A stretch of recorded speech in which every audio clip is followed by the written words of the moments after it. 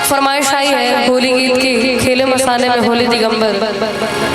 और होली का समय आ भी रहा है तो एक आदेशानुसार सुना ही देता हूँ। भूत पिशाच बटोरी हो, भूत पिशाच बटोरी दिगंबर, खेले मसाले में होली, खेले मसाले में होली दिगंबर, खेले मसाले में होली, खेले मसाले में होली दिगंबर, खेले मसाले में होली। भूत पिशाच बटोरी हो,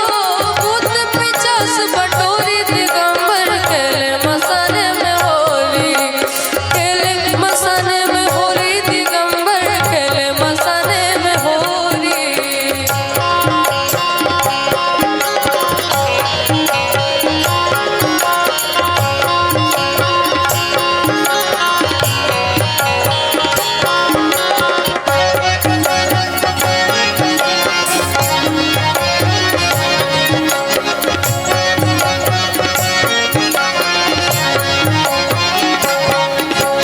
लग सुंदर फागुनी छटा के, मन से रंग गुलाल हटा के, लग सुंदर फागुनी छटा के, मन से रंग गुलाल हटा के, चीता मसन की छोरी हो, चीता मसन की छोरी दिगंबर, खेले मसाले में होली,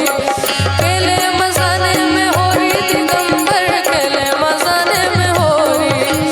खेले मसाले में होली दिगंबर, खेले मसाले में होली।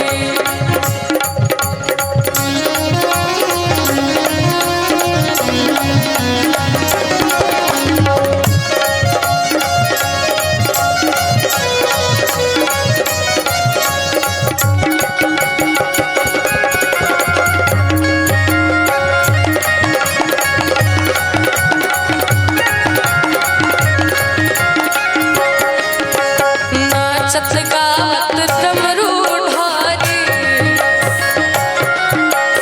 छोड़त सर पे गल पिचकारी,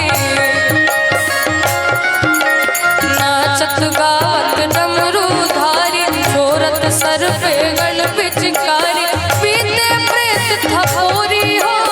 पीते प्रेत थपोरी दिगंबर, खेले मसाले में होली, खेले मसाले में होली दिगंबर, खेले मसाले में होली, खेले मसाले में होली दिगंबर, खेले मसाले में होली।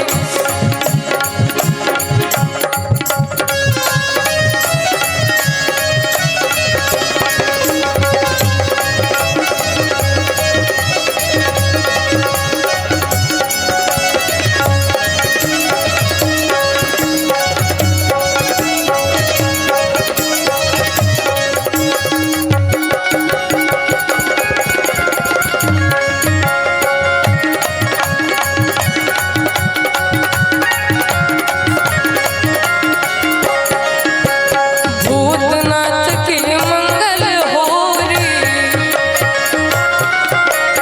देख सही ब्रिज